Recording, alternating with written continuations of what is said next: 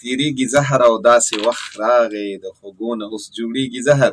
واه سرمایدار په هیڅ هنر د چا خپل شوی نه دی، لکه ماران یې په تڼاکو کې اوسیږي زهر.